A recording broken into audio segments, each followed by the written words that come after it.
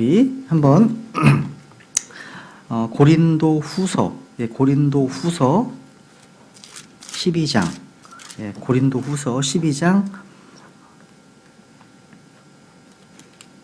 12절 말씀 우선 읽겠습니다. 고린도 후서 12장 12절 말씀. 오늘 성령론 강의는요, 오늘 표적으로 주어진 4가지 은사들을 이제 끝으로 해서 다음 주에 이제 시험을 보고 끝내도록 하겠습니다. 고린도 후서 12장 12절. 진실로 내가 너희 가운데서 모든 인내와 표적들과 이적들과 능한 행위들로 사도의 표적들을 행하였노라. 여기 이제 사도의 표적들, 여기다 언더라인 해놓으시겠어요. 사도의 표적들. 아, 사도의 표적이구나. 여러분, 오늘날에도 유효한 16가지 은사들에 대해서는요, 이게 어려운 것이 아니기 때문에 개인적으로 지난 학기에 강의한 것들을 좀 들어보시면 스터디하시면 될 것 같습니다. 거기 교재 보시면요, 표적으로 주어진 4가지 은사가 나오죠. 첫 번째 미라클스, 기적들이고, 두 번째 신유, 병고침의 은사가 있고, 세 번째 방언의 은사, 네 번째 방언 통역의 은사. 이 4가지가 표적으로 주어진 일시적인 은사입니다. 지금은 없습니다.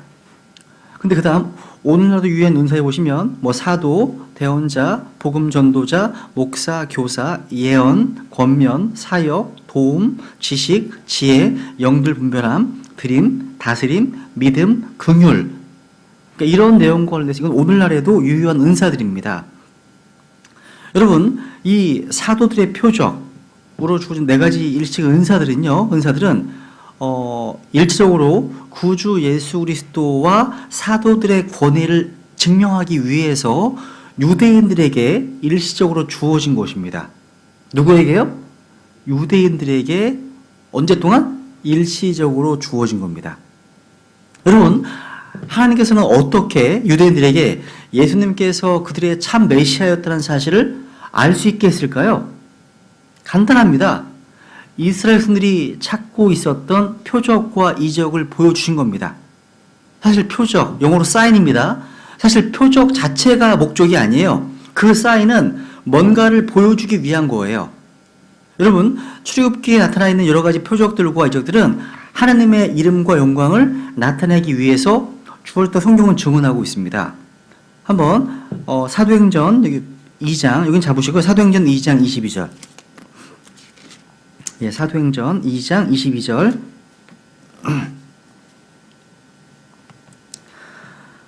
너희 이스라엘 사람들아, 이 말들을 들으라. 너희 자신도 아는 바와 같이 하나님께서 나사렛 예수님을 통하여 그다음 기적들과 이적들과 표적들을 너희 한 가운데서 행하사 그분을 너희 가운데서 하나님의 인정받은 사람으로 삼으셨느니라. 여기 하나님의 인정받은 사람에다가요, 디모데 후서 2장 15절을 적어 놓으세요. 우리의 목표죠, 그죠? 진리의 말씀을 나는 공부하는 이유가 뭐예요? 하나님께 인정받기 위해서. 근데 그 첫 번째 모델이 바로 예수님이신 거예요. 하나님의 인정받은 사람. 여기 보면 여러 가지 기적들과 이적들과 표적들을 통해서. 근데 왜 그런가 보니까 고린도 전서 1장 22절도 보세요, 한번. 고린도 전서 1장 22절.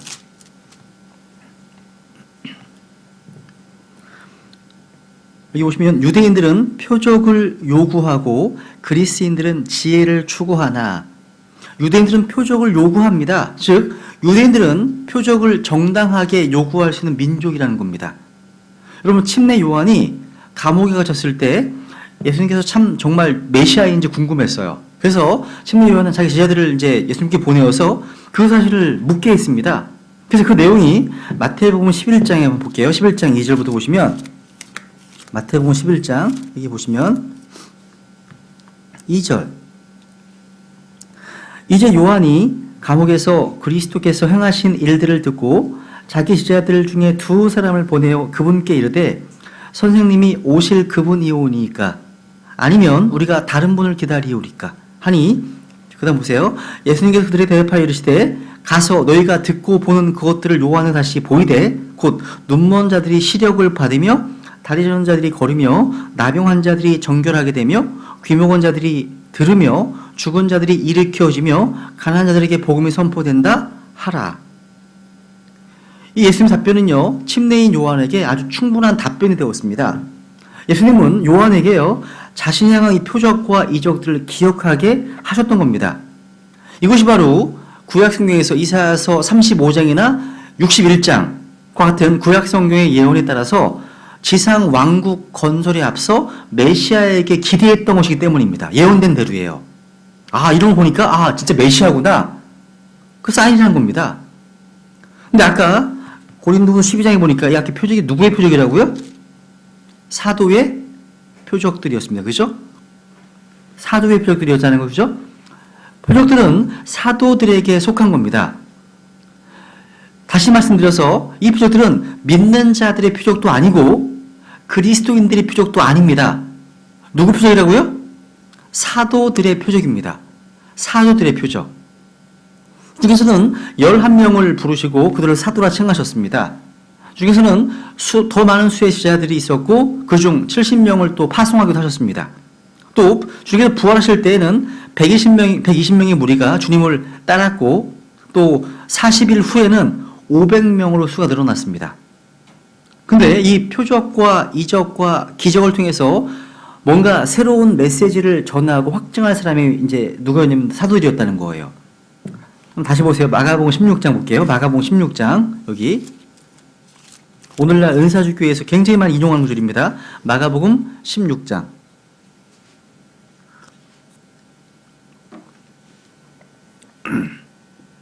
16장 14절에 보시면 그 뒤에 11 제자가 음식 앞에 앉았을 때 그분께서 그들에게 나타나사 그들이 믿지 아니하는 것과 마음이 강팍한 것을 꾸짖으시니 이는 그분께서 일어나신 뒤에 그분을 본 자들의 말을 그들이 믿지 아니하였기 때문이더라.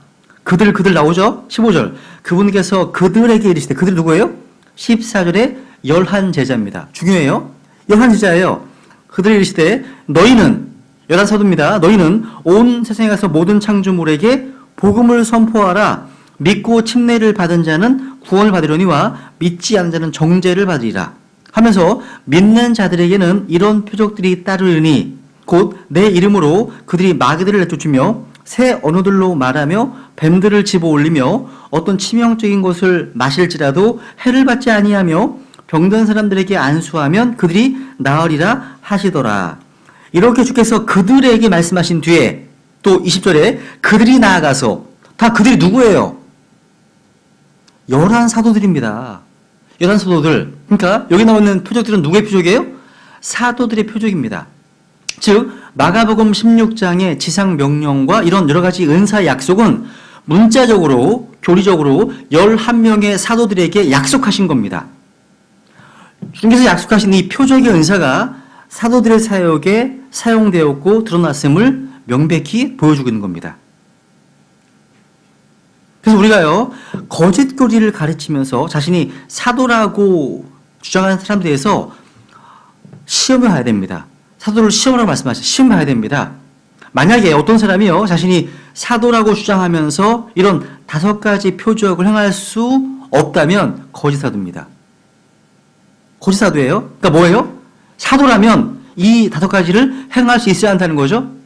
두 번째, 만약 어떤 사람이요, 자신이 사도라고 주장하면서, 그죠? 이 5가지 표적을 다 행할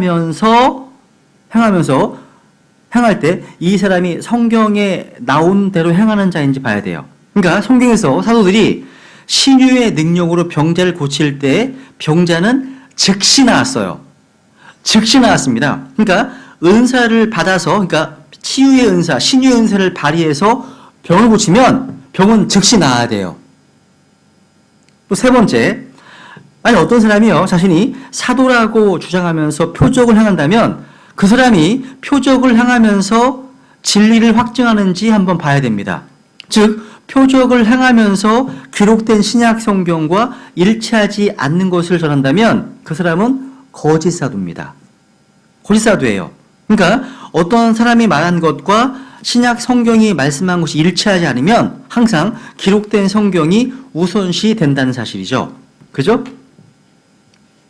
그리고 네 번째, 만약에 어떤 사람이요, 자신이 사도라고 주장하면서 표적을 행하는데 그 대상이 유대인이 아니라면 그 사람은 거짓 사도입니다. 그러니까 이 표적을 요구할 수 있는 유대인을 다루시는 경륜 속에서 또 나왔던 것이기 때문에 그렇습니다. 그래서 대상이 유대인이 아니라면 이 사람은 거짓 사도구나 알 수 있는 겁니다. 여러분 출애굽기를 볼까요? 여러분 이스라엘 백성들은요 표적과 함께 시작된 민족입니다. 하나님께서는요 모세에게 나타나셔서 이스라엘을 인도하라고 말씀하셨습니다. 모세는 자신이 백성들에게 어떤 말씀을 전할 때 그들이 무슨 근거로 자기 말을 믿겠느냐고 주님께 물었죠. 그때 한번 보세요. 출애굽기 4장 1절. 출애굽기 4장 1절. 모세가 응답하여 이르되 그러나 보소서 그들이 나를 믿지 아니하며 내 음성에 귀를 기울이지 아니하리이다. 그들이 말하기를 주께서 너에게 나타나지 아니하셨다 하리이다 하매 이게 하잖아요. 문제가 이겁니다. 하나님께서 자신의 말씀을 전하시려고 이스라엘 백성들에게 사람을 보내셨는데 보내심 받은 사람은 이스라엘 백성이 자신의 말을 믿지 않을까 봐 걱정하고 있는 거예요. 그래서 하나님의 능력을 힘입어 메시지를 전하는 사람의 손으로 어떤 기적을 행할 필요가 있었다는 거죠. 그래서 그때 다 보세요. 2절부터 보세요 한번.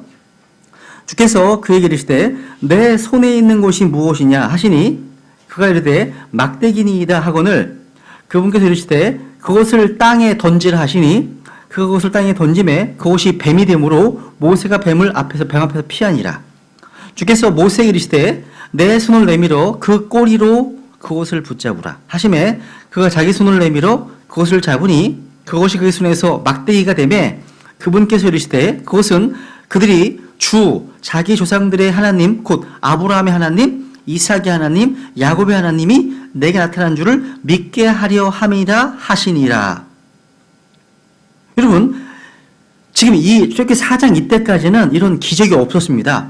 그러니까 이스라엘 민족은 탄생 자체가 표적과 함께 탄생한 겁니다. 그러니까 기적과 함께 탄생한 거예요. 그래서 6절, 7절 같이 읽죠. 7절 시작. 주께서 또 그에게 이르시되 이제 내 손을 내 품에 넣으라 하시매 그가 자기 손을 품에 넣었다가 꺼내니 보라 그의 손이 눈같이 나병이 생기니라. 그분께서 이르시되 내 손을 다시 내 품에 넣으라 하시매 그가 다시 자기 손을 품에 넣었다가 품에서 꺼내니 보라 그것이 다시 그의 다른 살처럼 되었더라 하면서 8절에 뭐가 나와요? 표적.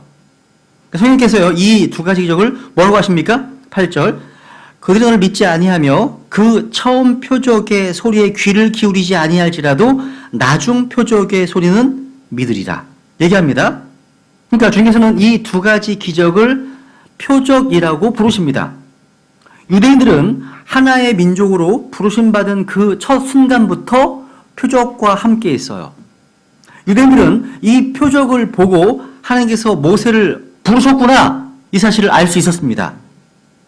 유대인들은요. 그래서 유대인들은 표적을 구하는 겁니다. 이방인 말고 유대인들은요. 그래서 유대인들을 다루는 경륜 가운데서는 표적이 있었던 거란 사실이죠.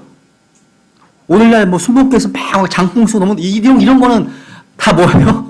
가짜야 가짜. 놀러 가고 싶어져 그런 데 가서 한번 넘어가고 싶은데 실제 누가 너무 틀리던데요. 넘어지는 게 너무 틀리더라고요 실제로요.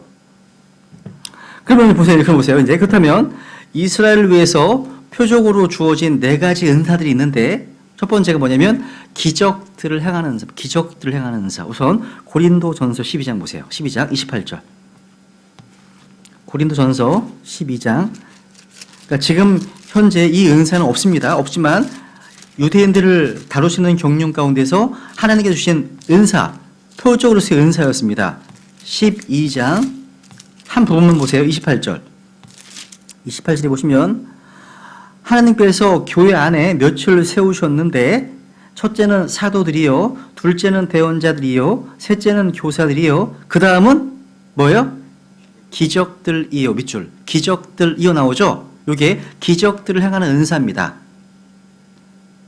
여러분요, 저는 성경에 기록된 모든 기적이 성경이 묘사하는 대로 문자 그대로 일어났음을 믿습니다. 여러분 홍해의 기적 믿으시나요? 홍해의 기적? 믿으시죠? 맞습니다. 문자 그대로 바다를 갈라 지나간 거예요. 그죠? 따라오던 이집트 군대들은 다 물에 수장되었죠? 그죠? 믿습니다. 근데 오늘날 많은 자유주의 신학들은 안 믿어요. 갈대숲을 지나간 거래, 그게요. 여러분, 그러면 갈대숲에서 빠져 죽을 수가 있어요? 이집트 군인들이? 빠져 죽을 수가 없지. 그죠? 우리 믿습니다. 실제로는요, 홍해 안에 이집트 군대들이 들어갔던 말발굽이나 아니면 바퀴들이 무더기로 발견됩니다. 무더기로요. 이런 전도집회 때 이런 것들 많이 볼 수 있는 거거든요. 굉장히 흥미로운 거예요. 그리고 많은 지역 가운데 그 지역, 홍해라고 하는 그 지역만 지표면이 낮아요. 건너갈 수 있게 돼 있어요. 다른 데는요, 다른 데는 절벽입니다. 추락하는 거예요. 그러니까 홍해를 지나가는 그 지역만요, 폭이 되게 넓어요. 6km 돼 있고요. 그리고 가파르게 아주 평지처럼 되어 있어요. 이렇게요. 지나갈 수 있게끔. 근데 6km 넘어서 이쪽은요, 완전 절벽이에요, 절벽. 그러니까 하나님께서 인도하시는 장소가요, 그냥 우연이 아니에요. 200만이 지나갈 수 있겠고, 충분히 지나갈 수 있었겠구나. 알 수 있습니다. 어쨌거나, 우리는 성경에 기록된 여러 가지 기적들이 문자대로 일어났음을 믿습니다. 다. 또, 사복음서에 나왔던 여러 가지 치유와 기적과 표적들을 다 계속 믿습니다. 믿어요. 근데 오늘날 이런 기적들을 보고자 하는 열망 때문에 많은 사람들은 거의 특별한 일이 생겼다 하면 그것이 뭔가 순수한 하늘에서 주신 이적인 양 믿으려고 합니다. 이게 무지 큰 위험이에요. 엄청난 위험입니다. 왜냐하면 성경은 우리가 마지막 때가 되면 큰 표적들과 이적들을 사용해서 마귀가, 사탄이 믿는 자들을 미혹할 것이라고 예언했기 때문입니다. 마지막 때가 되면. 그래서 마태복음 볼까? 마태 24장 한번 볼게요. 그러니까 일시적으로 이제 사용된 은사, 그러니까 지금 중단된 은사를 마귀는 사용한다는 거예요, 지금. 마태복음 24장 24절 보세요.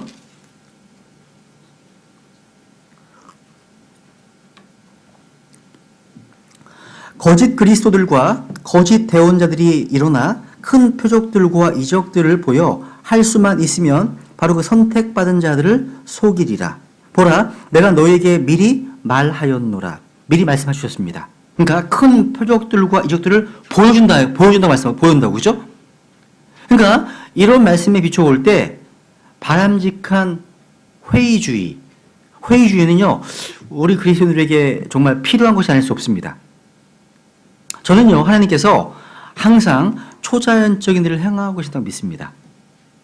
저는 하나님께서 자연적인 치료나 의학적인 치료와 관계없이 사람들을 고치실 수 있다고 믿습니다. 믿으시잖아요, 그죠? 저는 하나님께서는요, 모든 것이 가능하다고 믿습니다. 하나님의 능력은 초대교회 이후로 조금도 약화되지 않았습니다. 우리가 받은 구원도 하나님의 명백한 초자연적인 행위입니다. 그래서 저는 하나님께서 지금 이 시대에 모세나 엘리야 시대 혹은 예수 그리스도를 사용하신 것과 똑같은 방식으로 기적을 행하시는 데 있어서 인간을 사용하시는 믿지 않습니다. 그런 은사는 없다고 믿는 거예요. 그런 은사는 없어요. 그러니까 기적을 행하시지만 그 기적들을 행하는 은사는 없다. 이거예요. 이해가세요, 무슨 얘기인지? 이해가 안 가요? 그러시구나, 네. 그러니까 무슨 얘기냐면, 오늘날 은사주의자들이 추구하고 있는, 주장하는 기적이나 표적, 이적의 은사를 가지고 있는 사람들이 없다는 거예요. 거짓말이라는 거죠, 다. 그런데 그런 기적을 하나님 행하실 수 있다는 거죠. 하나님은. 병 고칠 수 있으세요. 정말 우리가 간절히 기도해서 병 나올 수 있는 거 볼 때가 있어요.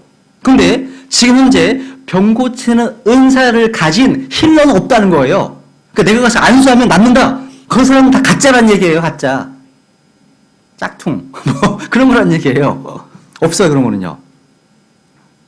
그러니까 왜냐하면 이것은 사도들의 표적이기 때문에 사도들이 죽고 난 다음에는 더 이상 이런 표들이 사라진 겁니다. 없는 거예요. 그래서 지금 신약교회가 신약 성경에 나타난 이 기적의 은사 같은 것은 오늘날 일어나지 않습니다. 지금 이 교회 시대에는요.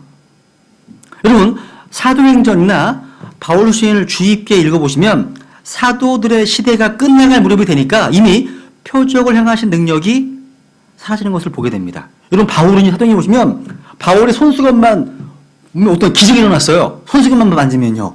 그런데 사도의 어떤 그 바울 사도가 순교하기 직전, 바로 직전 상황에 가보니까 그걸 잃어버리고 있어요. 못해요. 못합니다. 한번 볼게요, 한번. 여러분, 바울과 디모데는요, 모두 병들었어요. 근데 다 치유되지 못했습니다. 없었어요. 한번 보세요, 한번. 우선, 그건 좀 이따 보고요. 좀 이따 보고선 계시록 2장을 가볼게요. 계시록 2장. 계시록 2장. 성경의 요한계시록에 보시면요, 자신이 사도라고 주장하는 자들을 시험해서 그들이 거짓말쟁이임을 밝혀놓은 것에 대해서 칭찬하고 있습니다. 주님께서. 계시록 2장 2절. 계시록 2장 2절. 내가 내 행위와 수고와 인내와 또 내가 악한 자들을 용납하지 못함을 아노니 스스로 사도라고 말하나 사도가 아닌 자들을 내가 시험하여 그들이 거짓말하는 자들임을 알아내었으며 얘기하죠. 여러분, 성경에 의하면 교회가 휴거된 이후에 환란 시대가 이제 닥치면 이제 전 세계 이제 대통령 적그리스도가 등장하잖아요. 적그리스도가 등장해서 이스라엘 백성들에게 아주 강한 속임수의 역사, 미혹의 역사를 보내어 그들 거짓말을 믿게 할 겁니다. 성경에 예언되어 있어요. 그래서 환란 동안에요, 배교한 유대인들은 표적과 기적으로 찾아온 거짓 메시아를 믿을 겁니다. 환란 동안에는요. 믿는다는 거예요. 그럼 여러분, 데살로니가 후서를 보세요. 한번. 데살로니가 후서 2장 한번 11절.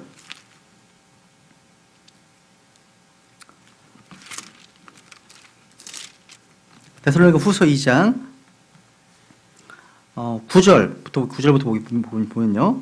9절. 그가 오는 것은, 그가 누구냐면 적그리스도입니다. 사악한 자, 죄의 사람 멸망의 아들입니다. 문맥에서 그가 온 것은 사탄의 활동을 따라 모든 권능과 표적들과 거짓 이적들과 불의의 모든 속임수와 함께 멸망하는 자들에게로 오는 것이니 이는 그들이 진리의 사랑을 받아들이지 아니하여 구원을 받지 못하기 때문이라. 11절. 이런 까닭에 하나님께서 그들에게 강한 미혹을 보내사 그들이 거짓말을 믿게 하시니 이것은 진리를 믿지 아니하고 불의를 기뻐한 그들이 다 정죄를 받게 하려 하심이라.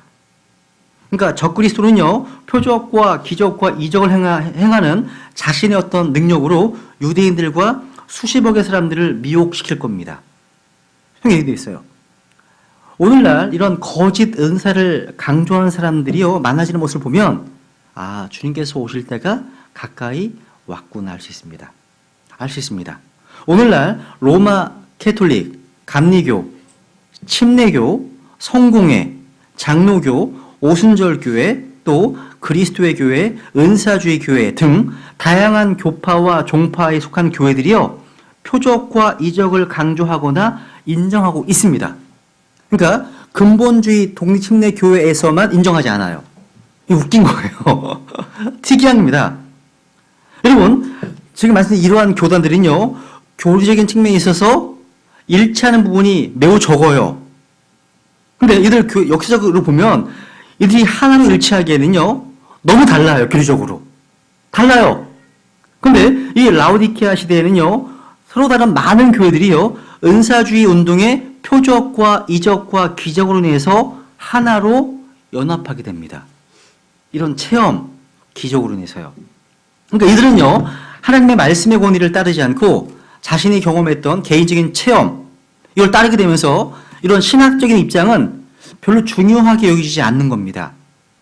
그러니까 예수 그리스도 안에 있는 믿음으로 하나가 된 것이 아니라 감정으로, 체험으로 하나가 되는 거란 사실이에요. 그래서 그냥 신앙 고백은요, 그냥 형식적인 곳에 이제 그치고요, 이런 감각적인 것만을 찾아 나서게 되는 겁니다. 마지막은 멸망입니다. 멸망인 거예요. 이게 그 배후에서 성령이 아닌 다른 영이 배후에서 역사하는 겁니다. 다른 영이요. 그래서 우리는 이 부분에서 잘 분별해야 됩니다. 그렇다면 이제 사도의 표적으로서 하나님께서 기적연설을 사용하시는 목적이 뭘까요? 이유가 뭘까요? 왜 주께서 이 기적연설을 사용하셨을까? 그 당시에요. 한번 요한복음 10장을 볼까요? 요한복음 10장.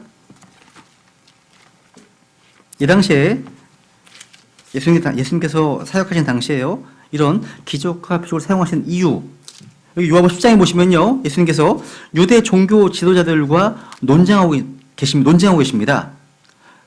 그들은 이렇게 얘기해요. 주님께 당신이 언제까지 우리를 미혹하게 하느냐, 당신이 그리스도라면 밝히 말하라고 요구했습니다. 근데 이렇게 말씀하셨죠. 24절 보세요. 24절 요한복음 10장 24절. 그때 유대인들이 그분 주위로 와서 그분께 이르되 당신은 언제까지 우리로 하여금 의심하게 하시나이까? 당신이 그리스도라면 우리에게 분명하게 말씀하소서 하매.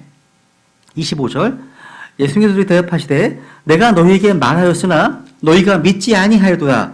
내가 내 아버지의 이름으로 행하는 일들이 나에 대하여 증언하거늘. 그러니까 우리 주님께서 행하신 기적들은 분명한 목적이 있는 것이었습니다. 뭐예요? 예수님과 그 말씀을 증거하는 것이었습니다. 증거의 목적이 있다는 거예요. 여러분, 베드로는요, 오순절날 설교 가운데 무리들을 향해서 하나님께서 예수님을 통해서 표적과 기사와 큰 권능을 행하셔서 그분을 증거하게 하셨다고 증언합니다. 사도들에도 같은 능력이 임했습니다.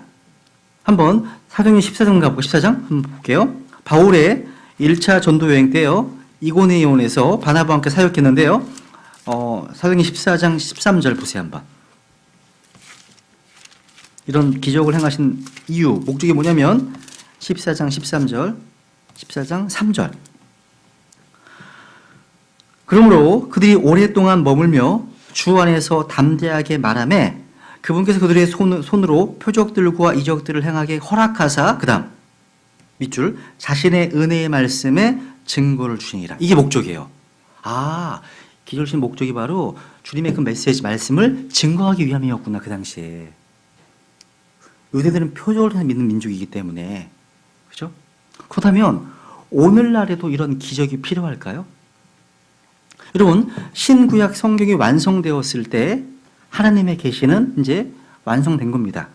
많은 표적과 기사 그리고 기적을 통해서 하나님께서는 자신의 말씀을 증거하셨습니다. 그렇다면 이미 완성된 하나님의 계시를 입증하기 위해서 기적이 계속 나타날 필요가 있을까요? 지금도? 아닙니다. 보세요. 누가복음 16장 보세요. 기적은 끝났습니다. 지금은 교회 시대는 끝났어요. 누가복음 16장 31절. 지금도 기적이 일어나면 막 되게 좋을 것 같죠, 그죠? 근데 실제는 그렇지 않습니다. 보세요. 31절 보시면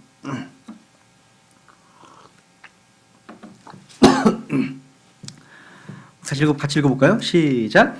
그가 그에게 이르되 그들이 모세와 대언자들의 말을 듣지 아니하면 비록 어떤 사람이 죽은 자들로부터 일어날지라도 그들이 설득되지 아니하리라 하였느니라 하시니라.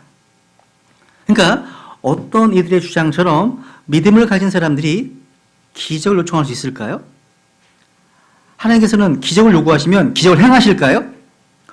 오늘날 많은 사람들이 환호하는 기적이나 표적, 이적, 이런 현상들이요, 그리스도나 사도들에 의해 행해진 기적들과 같은 걸까요? 아닙니다.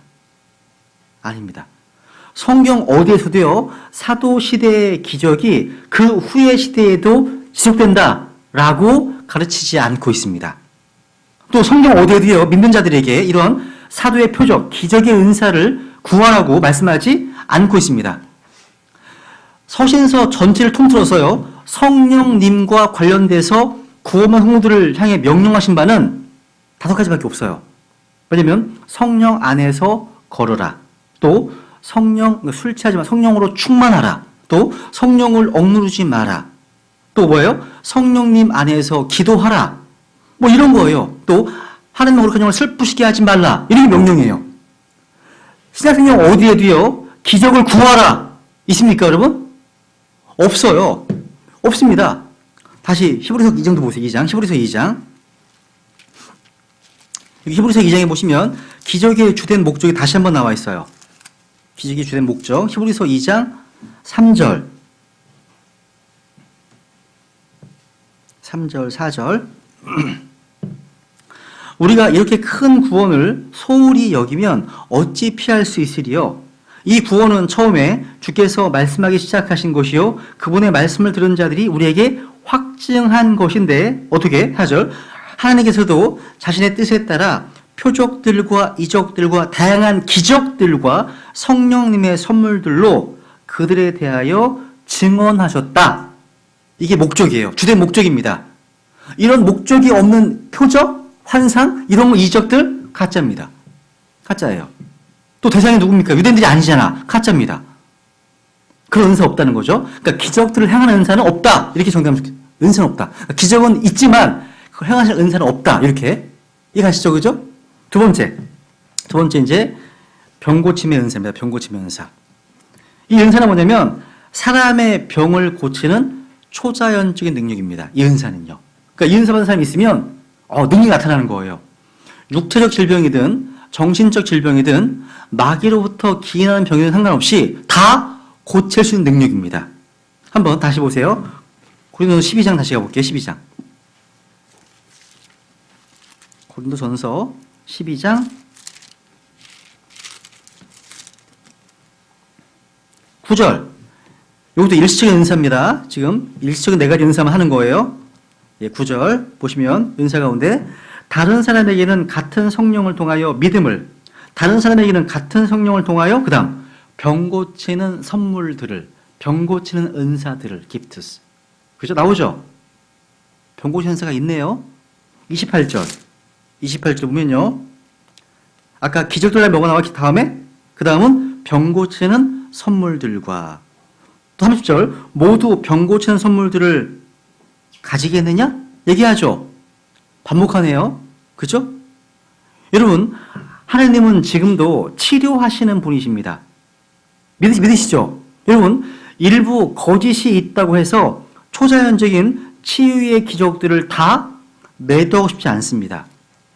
그렇지만 극적인 기적이나 하나님의 즉각적인 간섭은 저 개인적으로 경험적으로 성경적으로 매우 드물다고 믿습니다.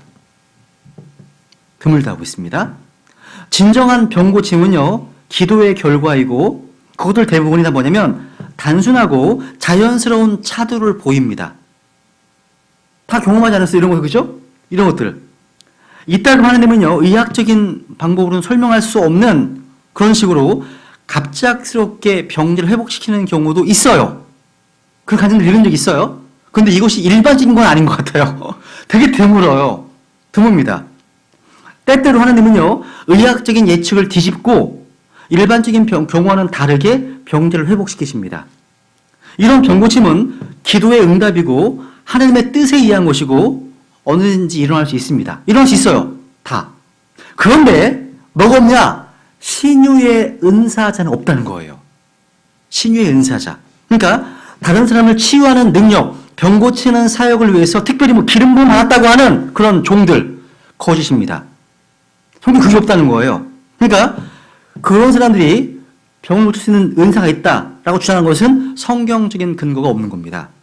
그래서 오늘날 자칭 신유자, 신유 은사자라고 하는 사람들 중에 그 누구도요, 자기가 행하였다고 주장하는 기적을 입증할 만한 증거를 제시하지 못해요. 실제요, 제가요, 꽤 오래됐는데요, 도서관에서 이제 책을 읽고 있었는데, 그래서 좀 머리가 아파서 벤치 안에서 좀 쉬고 있었어요.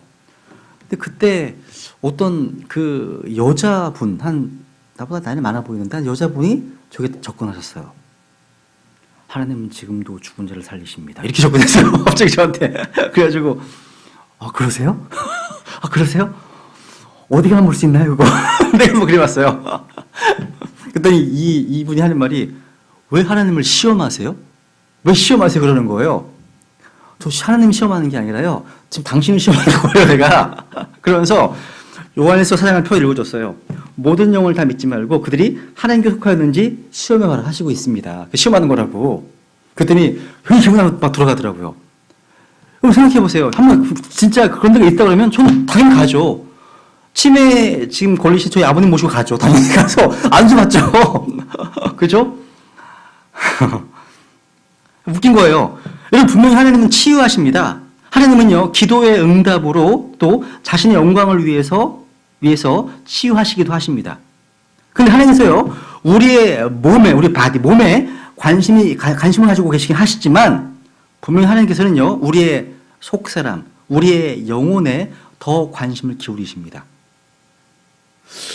희한해요. 여러분, 바울이 기도했던 거 한번 보세요. 몸에 대한 기도를 거의 한 번밖에 기억이 안 나서는요. 그러니까 마귀의 사자, 그러니까 사탄의 가시, 이걸 위해서 기도했던 건 기억나는데, 대부분 보면 되게 영적인 얘기 기도를 많이 해요. 우리 속사람에 대한 기도. 여러분 어떤 기도 많이 하세요? 주로 이 땅에 있는 게 많이 기도하시는 것 같아요. 이 땅에 있는 것들을. 몇 년이나 하신다고. 몇 년 하신다고. 그죠? 여러분, 한번 마태복음 10장 28절 볼까요? 마태복음 10장 28절.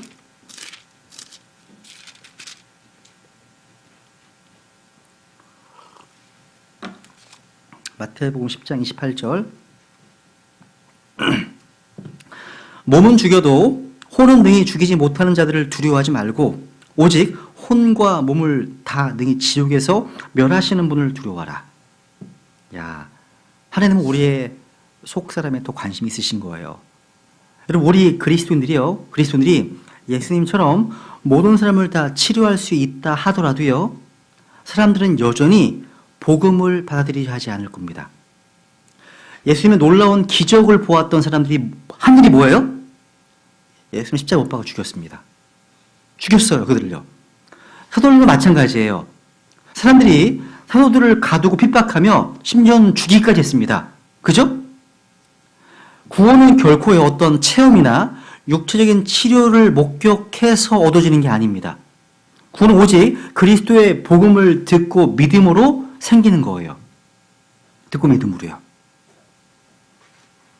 그럼 여러분, 신의 은사를 받았다고 주장하는 사람들은 비단 기독교뿐만 아니라 이교도들 안에도 있더라고요. 역사적으로 보면요, 로마 천주교 안에서도요, 치유의 능력을 주장하는 사람들이 많았습니다. 그리고 제가 본 어떤 자료에는요, 로마 천주교 마리아 앞에서 다리가 없던 사람이 다리가 길어지는 그런, 이게 페이크 뉴스 같기도 한데 이런 것들을 보여주기도 하고, 또 오늘날 천주교 성당 안에서요, 은사주의 집회를 사제들이 하는 것들을 유튜브에 올라와 있어요. 많이요. 그러니까 지금 천주교나 순복음이나 장로교나 심지어 아주 보수적인 기독교 안에서도요, 집회를 하고 있다는 거예요. 그러니까 다 똑같은 영이, 배우의 영이에요. 사제가 너무 들리더라고요. 사제가, 신부가. 많이 보는 건데 저거 비슷해 지금. 왜요? 다른 영이기 때문에. 다른 영이잖아요. 이게요, 심지어요, 무당 주술사들도 마찬가지예요. 비슷해요. 마술사들은 교묘한 마술을 쓰잖아요. 사탄은 항상요, 어떤 신유의 기적을 모방해서 사람들을 조종합니다. 그래서 이 사람들이요, 신유의 증거라고 인용한 것들은 다 검증할 수 없는 것 뿐입니다. 검증 못해요. 검증할 수 없습니다, 다. 그래서 여러분, 예수님 당시에 있었던 병고침 신유하고 오늘날 힐러, 치유자들이 행하는 병고침과는 큰 차이가 있어요. 여러분, 로버트 사전트란 목사님이 이렇게 얘기했습니다. 치유의 은사야말로 오늘 현대 기독교, 특히 오순절 은사주의 운동의 핵심 가운데 하나입니다. 문제는 성경이 신유에 대해서 뭐라고 말씀하시는가, 이게 중요합니다. 하나님은 전능하시고 하나님의 능력은 모든 질병을 고치시고 나옴이 있습니다. 문제는 하나님께서 병을 고칠 수 있으신가 있지 않고, 그게 아니라 치유의 은사가 오늘은 여전히 존재하는가 이 부분이라는 거예요. 존재하지 않아요, 오늘날. 존재하지 않습니다. 치유의 은사자는 없다는 거예요. 속으시면 안 돼요. 알았죠? 네. 한번 볼게요. 여기 교재 보시면요, 마태복음 4장 한번 볼게요. 마태복음 4장. 예수님의 치유 사역인데요. 마태복음 4장 24절입니다. 오늘날의 그 치유자들과 비교를 한번 해볼 수 있어요. 성경은요, 예수님께서 행하신 18가지 치유 사역이 소개되고 있습니다. 네, 마태복음 4장 23, 24절.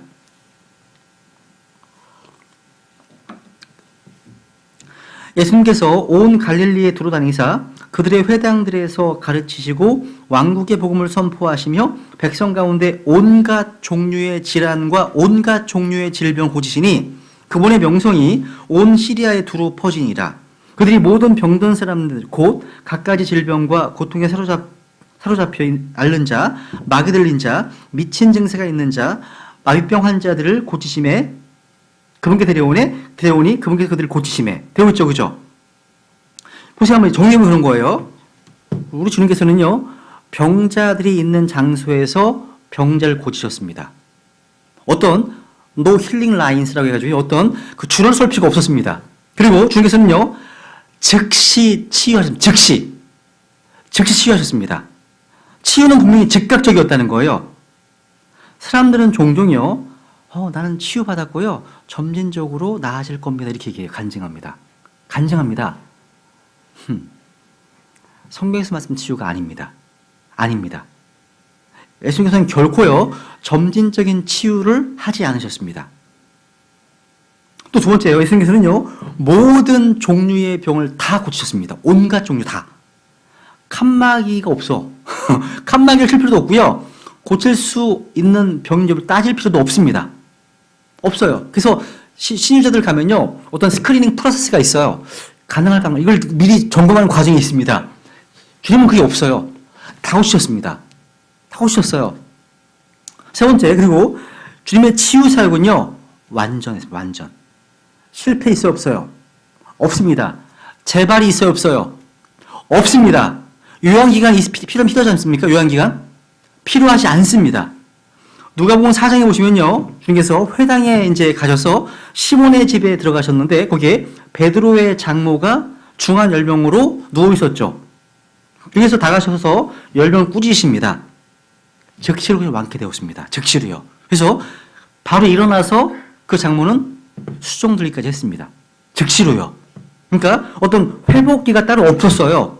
주님께서는 한 3주간 안정을 취하라 이런 말 하신 적 없어요. 그리고 없습니다. 그러니까 치유가 순식간에 이루어졌고 또 완전한 것이었다는 겁니다. 그리고 또 네 번째 보시면요, 주님의 치유 사역은 전적으로 무료였습니다.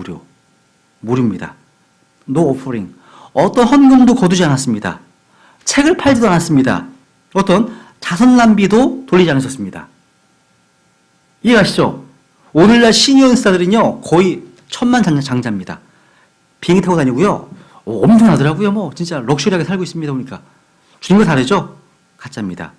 또 주님께서는요, 치유를 요청하러 왔던 사람들을 다 고치셨습니다. 또 치유를 요청하지 않은 사람도 고치셨어요. 실제로요. 요청하는 케이스도 많거든요. 고치셨어요, 주님께서요. 그러니까 요즘의 신유자들과 달리 주님께서는요, 사람들로 하여금 실망한 채로 휠체어에 탄 채로 보내지 않으셨습니다. 다 고치셨습니다.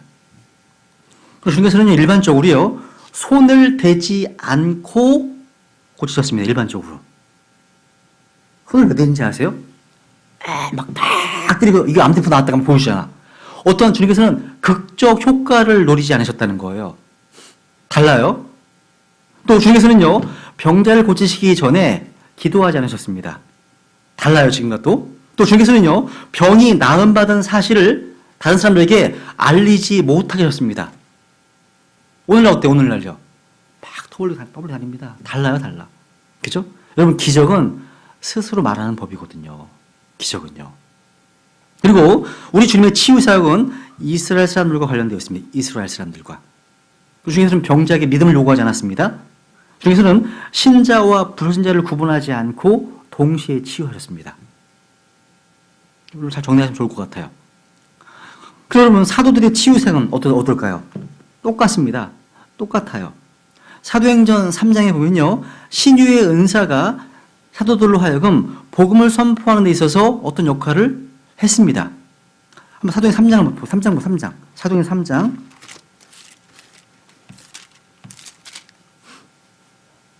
사도행전 3장. 여기 성전 미문에서 이제 걷지 못한 사람들을 걷게 하는 내용이 나오죠. 그죠? 여기 보시면 이제 앉으며 구걸을 합니다. 베드로가 이렇게 얘기를 합니다. 이제 3장 6절만 보세요. 6절. 이에 베드로가 이르되 은과 금은 내게 없거니와 내게 있는 것을 내게 주노니 나사렛 예수 그리스도의 이름으로 일어나 걸으라 하고. 야. 그랬더니 이스라엘이 바로 벌칠지 보시면 벌떡 일어나 걷기 시작했고 하나님을 찬양했습니다. 삽시간에 소문이 퍼지고 많은 사람이 몰려왔습니다. 그러는 가운데 베드로는 이 기회를 놓치지 않고요. 사람들에게 그들이 본 것에 대해서 놀라지 말라고 이야기하면 설교를 하기 시작했습니다. 그들이 행한 기적은 결코 베드로나 요한 자신 능력에 의한 것이 아니라 사람들이 십자가에 못 박았던 예수 그리스도의 권능에 의한 것이라고 증언했습니다.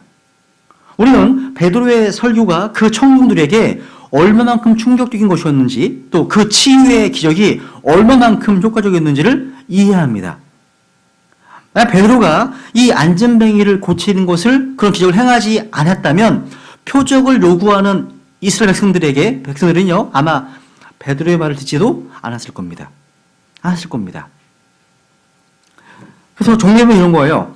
사도들도요 병자들이 있는 곳에서 병을 고쳤습니다. 그죠? 그리고 고통받는 자들은 병을 고침받기 위해서 와서 구하지 않았습니다. 사도들의 치유는 또 완전했습니다. 즉시 치유했어요.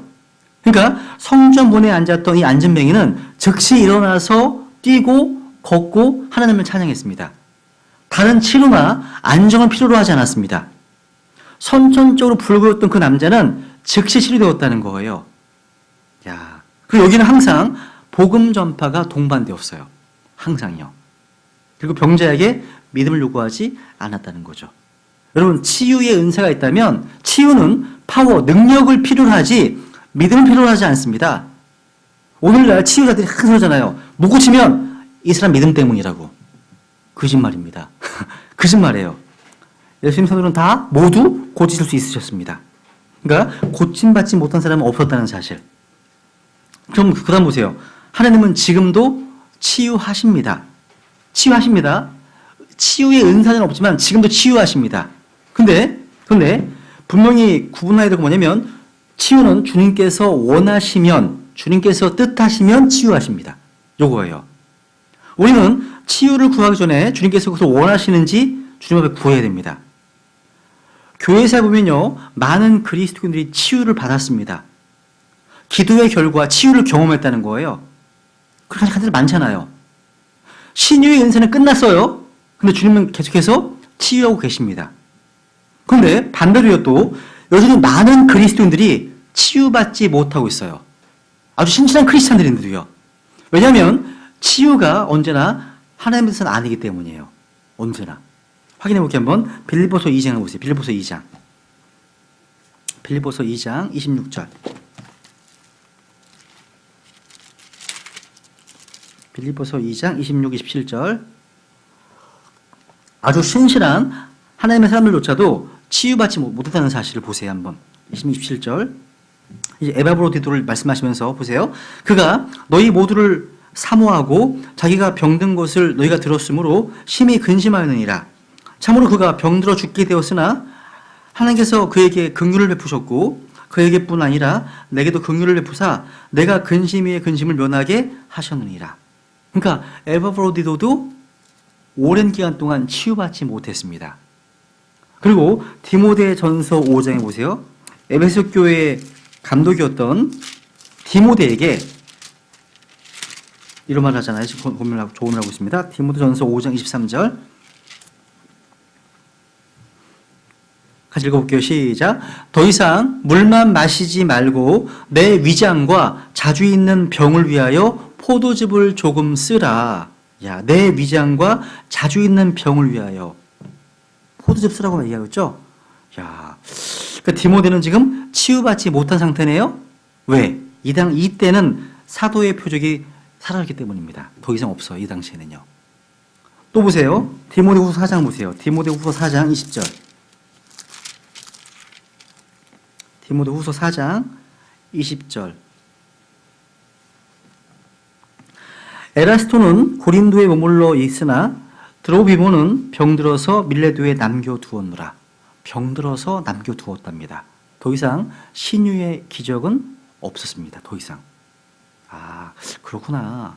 그러니까 지금 또 사도행전 보더라도 마지막 부분에는요, 누구도 치유를 받지 못했습니다. 바울 자신도요, 의사였던 누가의 간병과 도움을 받아야 했습니다.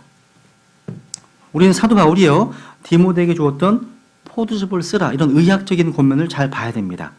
또 병든 자가 있으면 어떻게 하라고요? 너희를 어떻게 하라고 그들을 위해서 기도하라고 야고보 사도는 우리에게 증언하고 있습니다. 그러니까 사도들의 사역이 끝난 무렵 더 이상 치유를 받았다는 기록이 성경에 나오지 않는다는 사실 꼭 기억해 두면 좋겠습니다. 그럼 여러분 그리스도인들이 왜 병이 들까요? 이건 아마 책으로 나오지 않았을까 모르겠어요. 그죠? 그리스도인들이 왜 병이 드는가? 목사님도 설교하셨을 거예요. 그죠? 하나님께서 어떤 병 하나님으로부터 온다는 사실. 어떤 병은 하나님으로부터 옵니다. 출애굽기 4장에 말씀하고 있죠. 또 어떤 병은 마귀에게서 오기도 합니다. 마귀. 또 어떤 병은요. 죄를 벌하기 위해서 주어지는 경우도 있습니다. 민수기 12장 같은 미디안의 불순종, 나빙어잖아요. 그죠? 그런 케이스도 있고 되게 많습니다. 그럼요. 우리 성경 신자들은 어떤 병에 걸렸든지 간에 그 치유를 위해서 기도할 수 있습니다. 왜? 무슨 근거로요? 하나님의 성품의 근거에서. 하나님은 나는 너를 치유하는 주이기 때문에. 또 하나님께서는요 자신의 약속 때문에 치유하십니다. 약속 때문에. 왜냐하면 우리가 그분의 이름 안에서 믿음으로 무엇인지 구하면 이루어진다고 약속하셨기 때문에. 다만 그것이 하나님의 뜻에 합당하다면 말입니다. 또 예수님께서는요 병을 고치시기 위해서 어디든 가셨습니다. 어디든 가셨어요. 그럼 오늘날 이제 문제가 되는 것 중에 하나가 뭐냐면 그리스도인들도 의사의 진료를 받아야 할까요? 이런 주제예요. 어떤 분들은요 병원 안 가시더라고요. 아예요. 기도만 하고 계시고 균형을 잃으신 겁니다. 아닙니다, 여러분. 성경 분명히요 하나님께서 치료하신다고 말씀하시면서 동시에 성도들이 의사의 치료를 받아야 한다고 증거합니다. 한번 이사야서 38장 볼까요? 이사 38장. 여기 히스기야 왕이요 죽을 병에 걸렸을 때 어떻게 하는지를 기록하고 있습니다. 이사야 38장 21절.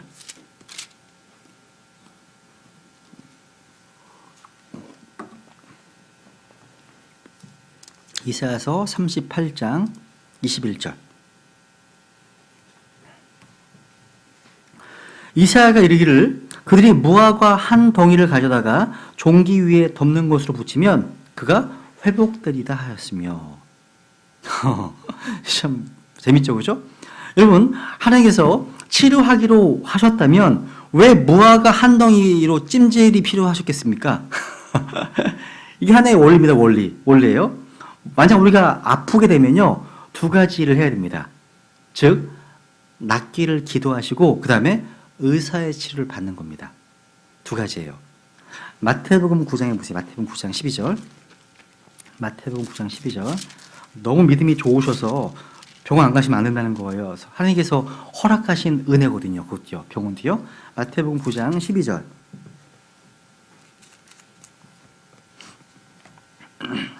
같이 읽어볼게요. 시작.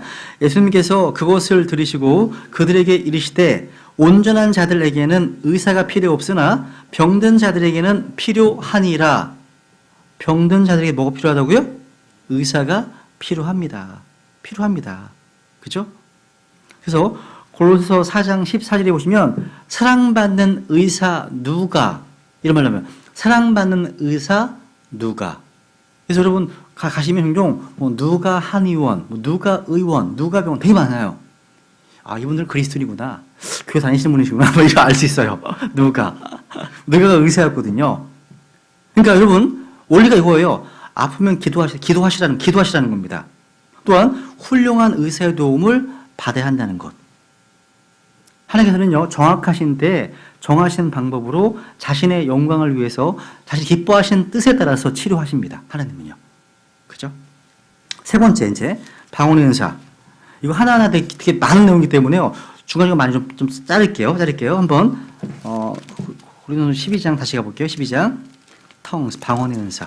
이 방언 은사는요 지금 병고침의 은사도 불어서 오순절 은사주 운동의 핵심입니다. 핵심입니다. 12장 10절 보세요. 여기 보시면 은사가 쭉 나와요. 기적들 행함, 대원함, 영들 분별함이 있고 또 그다음 여러 종류의 뭐가 나와요? 타 언어들을 또 다른 사람 타 언어들 통역함을 주셨으나 말씀하고 있죠. 여러분 오늘날 이 타 언어의 은사 옛날 표현을 쓸게요. 방언의 은사는요 교회들에서 뚜렷하게 찬반이 나뉘어져 있습니다. 대부분의 한국 교회는요, 이미 교파와 교단에 관계없이 은사주의, 오순절 신학에 완전히 점령당한 상태입니다. 성령님께서 주의 영적 선물들은 나쁜 것이 아니에요.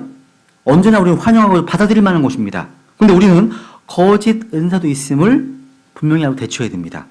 거짓 대원자가 있고 거짓 사도들이 있는 것처럼 거짓 은사들이 교회에 얼마든지 있기 때문에 늘 주여 깨어 있어야 됩니다. 여기 이제 우리는 이제 텅 이 단어를 타 언어들이 번역했잖아요. 그죠?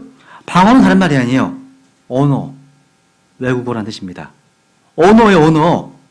근데 킹제임스 성경에서는 다 이것을 타 언어라고 번역했습니다. 무슨 말이냐면 오늘날 한국의 기독교계에 퍼져 있는 방언이란 존재하지 않는다는 뜻입니다. 번역이 문제죠. 그죠? 국어 사전적으로 봐더라도요, 방언이라는 의미가 뭐냐면 언어, 지방어라는 뜻이고 성경에서는 말 텅. 그러니까 여러분 오늘날 방언으로 말하는 것이 오늘날 은사주의 운동의 가장 큰 특징 중 한 가지입니다. 이 성경적인 방언에 대한 잘못된 지식 때문에 오늘날 교회가 급속히 은사주의로 지금 타락하고 있습니다. 때로요, 주변에서요, 아주 신실한 분들이요, 방언을 말하는 것의 기쁨과 즐거움, 축복에 대해서 막 열변을 토하는 분들이 계시더라고요. 아닙니다. 감정적인 엑스터시, 뭐 이런 거, 경이로움 왜 아무것도 아니라는 거예요. 또 어떤 분들은 이 성령을 받은 증거가 방언이라고 주장하는 분들이 계십니다. 근데 여러분, 믿는 자들 가운데서 방언을 하지 못하는 사람이 방언하는 사람보다 훨씬 더 많습니다. 그렇다면 방언을 못하는 신자들은 다 성령을 받지 못한 걸까요? 여러분, 성령을 받지 못하면 예수님을 주님이라고 믿을 수도 없고 시인할 수도 없습니다. 고백할 수도 없습니다. 만약 방언이요, 교회의 사역에 있어서 핵심적인 은사였거나 양떼들을 먹이는 데 있어서 중요한 은사였다면 대부분의 목회자들과 신학자들, 선교사들은요, 다 방언을 했을 겁니다.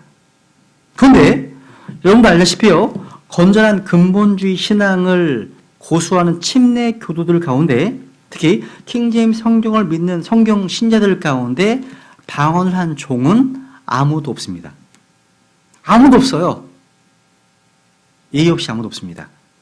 조지 휘필드, 존 웨슬리, 이 사람들은 영국과 미국의 부흥을 주도했던 아주 위대한 하나님의 사람들이었지만 방언을 전혀 하지 못했습니다. D.L. 무디 역시 방언을 한 적이 없습니다. 빌리선대 역시 마찬가지입니다. 스펄전? 마찬가지예요. 이들이 하는 방언이란 뭐냐면 히브리어 조금, 헬라어 조금, 라틴어 조금 정도였습니다. 공부를 통해서. 뭐냐면 이 언어들은요, 은사를 받은 게 아니라 성경 공부를 위해서 학교에서 배운 언어들이었다는 거예요. 그 언어들이었어요. 킹제임스 성경의 번역자들 역시 마찬가지예요. 언어에 탁월한 능력과 은사 소유했던 사람들이었습니다. 근데 누구도 방언의 은사를 받아서 한 사람은 없습니다. 다 배운 거예요. 배운 겁니다. 여러분, 데이브 브레이너드, 이 사람은 미국이 자랑하는 위대한 선교사, 인디안 선교사였는데요. 이 사람은 인디언 말을 배우지 못해서 늘 통역을 사용해야 했습니다. 버마의 선교사였던 아도니람 저더스 마찬가지입니다. 이 사람도 버마를 배우는데 전심전력했습니다. 그러다 보니까 영혼을 잃어버렸어요. 이 저더스는요. 또 중국 선교사 허드슨 테일러 마찬가지입니다. 중국어를 배우는데 최선을 다했습니다. 이들은 누구도요, 방언의 은사를 받아서 선교를 한 것이 아닙니다. 하나님께서 지혜와 명철을 주셔서 언어적 습득이 빠르고 정확했던 경우는 있어도요, 결코 방언을 통해서 자연스럽게 외국어를 구사한 예는 없어요. 오늘날 기도원이나 교회에서 교인들이 방언 기도를 한다고 떠드는 그런 기도는 방언이 아니라 언어가 아니라 노이즈, 소음입니다. 소음입니다. 별 방언 다 있어요. 뱀 소리 내는 방언, 이런 방언도 있고요. 별 방언 다 있더라고요. 여러분, 성리에서 목사나 집사의 자격 가운데 방언이 있어요, 없어요? 없습니다. 안 나와요. 아마 여기 계신 분 가운데 방언 해보신 적 있으신 분 계세요? 있으시죠? 해보신 적? 아무도 없네. 몰라, 또 있을지 몰라. 있으시네요. 네, 있으시네요. 여러분, 만약에 방언이 교회 시대 전체에 필요한 은사였다면 분명 본으로서 양무리를 이끄는 자들은 마땅히 방언을 해야 됩니다. 근데 흥미로운 것은요, 방언을 주장하면서 이에 대해서 설교하는 목사들 대부분이 실제로 하지 못합니다. 하지 못해요. 예전에요, 그 기독교 서적에 가면 그 KBS PD 출신이었죠. 김우현 씨가 썼던 하늘의 언어라는 책이요, 베스트셀러에 오른 적이 있어요. 그래서 이 기독교계에서 방언의 논란이 불거졌습니다. 그런데 최근에요, 그 CBS 토론 프로그램 트리스찬 Q에서요, 방언, 하늘의 언어인가 인간의 언어인가 이런 주제로요 토론을 벌였습니다. 근데 명성교회 좀 시끄럽죠, 그죠? 명성교회 그 김삼환 목사, 이 사람은 로마 카톨릭과 하나가 되려고 시도하고 있죠. 이 사람은요 이렇게 얘기했습니다. 들어보세요. 기독교는 언어의 종교이며 하나님은 성도들과 끊임없이 대화하기 원하십니다. 라고 전제한 다음에, 말은 우리 삶의 근본이기 때문에 말이 달라진다는 것은 삶이 달라지는 것이다 라면서 방언을 통해서 우리의 신앙과 삶을 변화시키고 새롭게 할 수 있다 라고 하면서 방언이 중요하다는 입장을 나타냈습니다. 누가 얘기했다고요? 그 유명한 어떤 사람이 얘기했어요. 이 얘기했습니다. 한번 방언을 한번 찾아볼게요. 성경 찾아볼게요. 한번. 창세기 10장. 성경에서 방언이라고 말하는 이 텅 찾아보면요, 성경 전체 다 항상 예외 없이 이 지상의 언어를 의미합니다. 우선 창세기 10장 볼까요? 창세기 10장 제일 처음 나오는 곳, 창세기 10장 5절. 창세기 10장 5절. 제일 처음 나오는 겁니다. 이게 이들이 이방인들의 섬들을 자기들의 영토대로 나누되 각각 자기 언어와 자기들 가족들에 따라서 자기들의 민족대로 나누었더라. 자기 언어입니다. 항상 지상의 언어예요. 계시록 가볼까요? 계시록 5장 9절. 계시록 5장.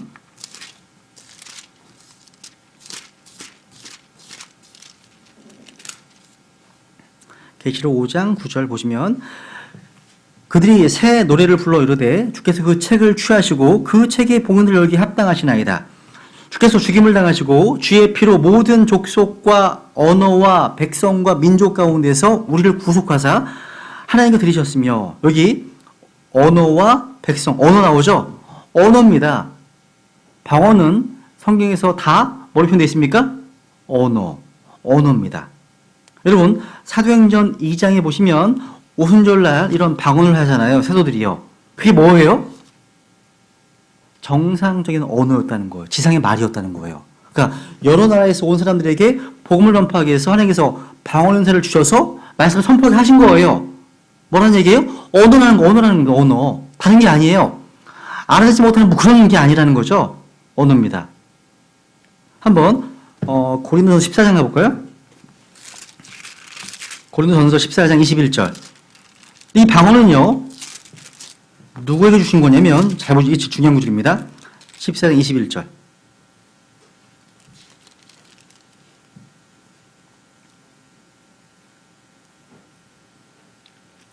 율법에 기록된 바 내가 다른 언어들과 다른 입술들을 가진 사람들을 써서 이 백성에게 말하리라. 그러나 그 모든 것에도 불구하고 그들이 내 말을 듣지 아니하리라. 주가 말하노라 하였으니, 그 다음 같이 읽어볼게요. 22절 시작. 그러므로 타 언어들은 믿는 자들을 위한 표적이 아니요 믿지 않는 자들을 위한 표적이로되, 대언은 믿지 않는 자들을 위한 표적이 위한 것이 아니요 믿는 자들을 위한 것이니라. 되어 있죠? 그러니까 방언은요, 믿지 않는 자들을 위한 표적입니다. 이 내용에다가 여기다가요, 이사야서 28장 11절 12절을 적어 놓으세요. 이사야서 28장 11절 12절. 지금 바울은 이사야 28장 11, 12절 인용하는 겁니다. 여기서 믿지 않는 자들이 누구예요? 믿지 않은 유대인들에게 표적으로 주어진 외국어가 방언이에요. 방언은 다시 한번 믿지 않는 유대인들에게 표적으로 주어진 지상 언어, 외국어였다는 사실. 중요합니다, 여러분. 중요합니다. 그러니까 이사야 18장이 가리키는 것은 믿지 않는 이스라엘 백성들을 얘기를 하는 겁니다. 여기 앞에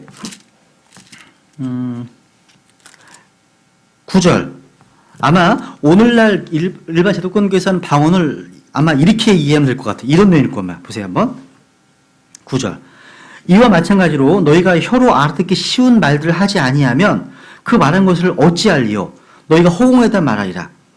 세상에 수많은 종류의 소리가 있다 할지라도 그것들 중에 의미 없는 소리는 하나도 없나니 11절. 그러므로 내가 그 소리의 의미를 알지 못하면 말하는 자에게 야만인이 되고 또 말하는 자도 내게 야만인이 되리라. 그죠? 그러니까 방언은 뭐예요? 한마디로 그냥 언어구나, 언어. 여러분 방언 한번이 종종 인용하는 말씀이 옆에 있는 13장 1절 읽어보세요. 13장 1절 보세요 한번. 고린도전서 13장 1절. 이게 천사들의 언어를 얘기해요. 시작.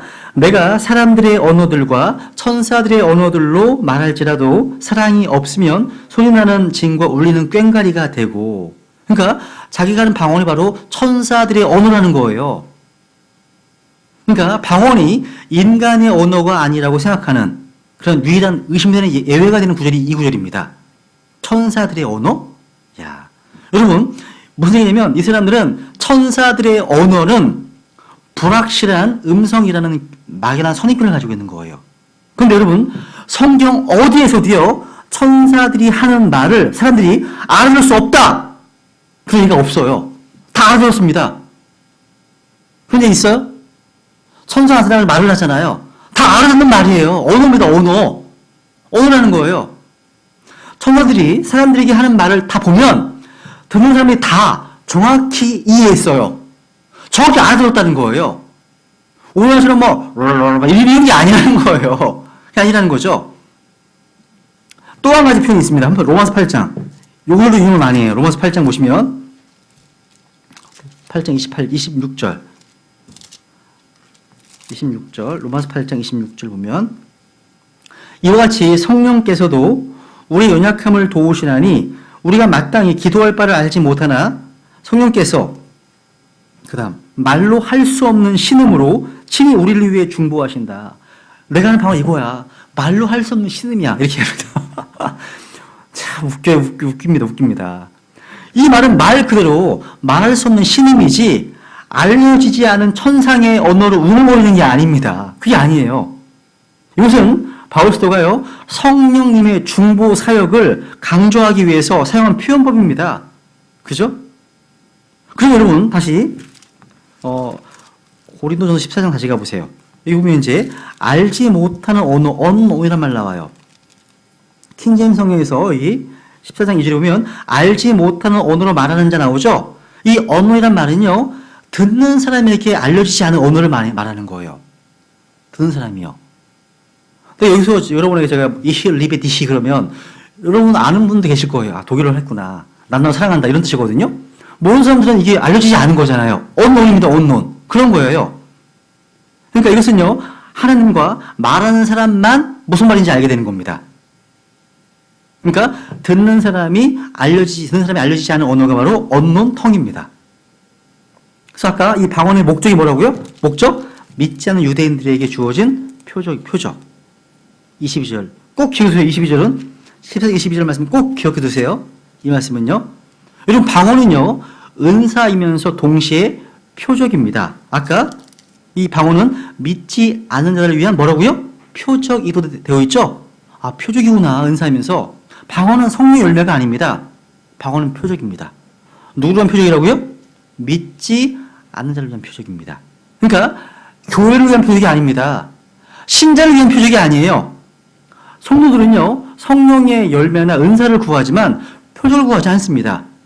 우리 중에서는요 성도들이 표적을 구하는 것을 허락하지 않으셨습니다. 그죠? 우리는 말씀을 통해서 믿게 하셨습니다. 표적은 누가 구한다고요? 아까? 유대인들이요. 유대인은 항상 표적을 요구합니다. 이들은 표적과 함께 시작한 민족이었고 표적을 요구할 권리가 있어요. 그래서 주님께서 이들이 충분한 표적을 주셨습니다.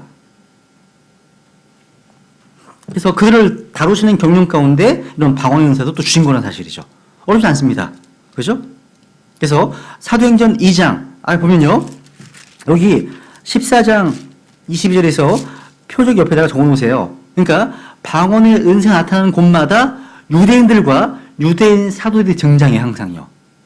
사도행전 2장, 또 사도행전 10장, 18장, 19장. 마찬가지예요. 다 방언이 하나님께서 어떤 특별한 어떤 메시지를 증언하기 위해서 주신 표적이었구나.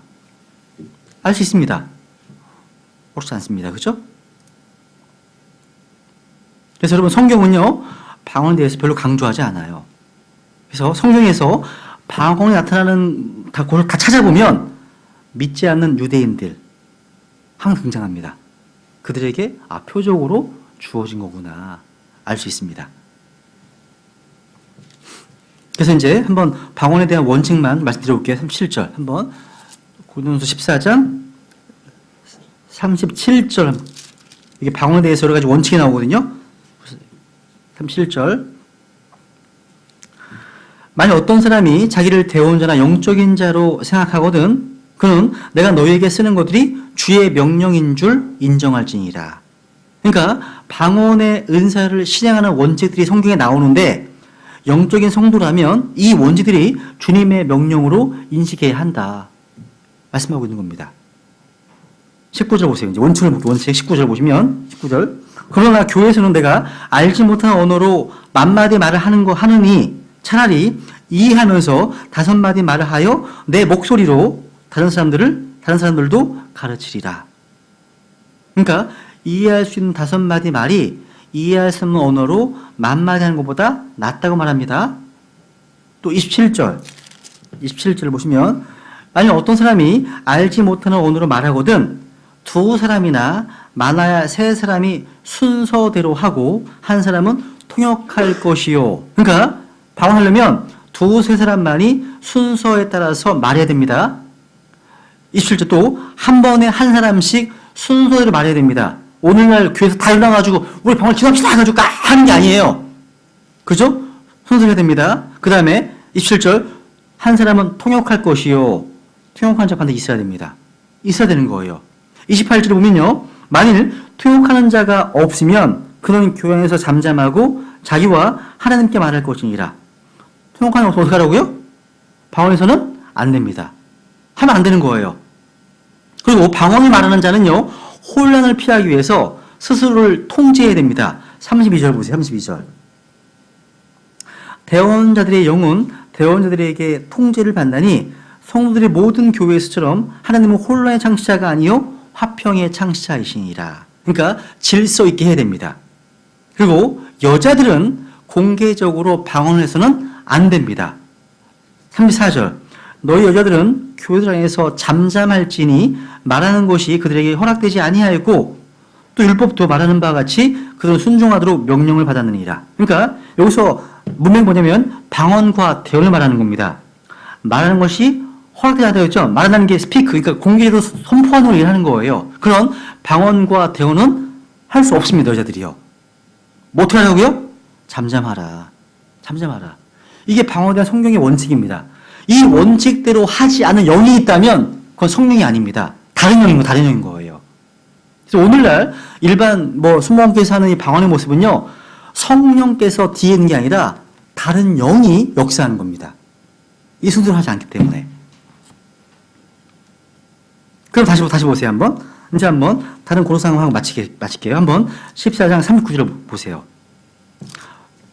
아까 방언 통역의 은사 말씀드렸죠? 그것은 그냥 쉽게 얘기해서 방언을 통역할 수 있는 초자연적 능력을 말하는 거예요. 방언 통역 은사는요.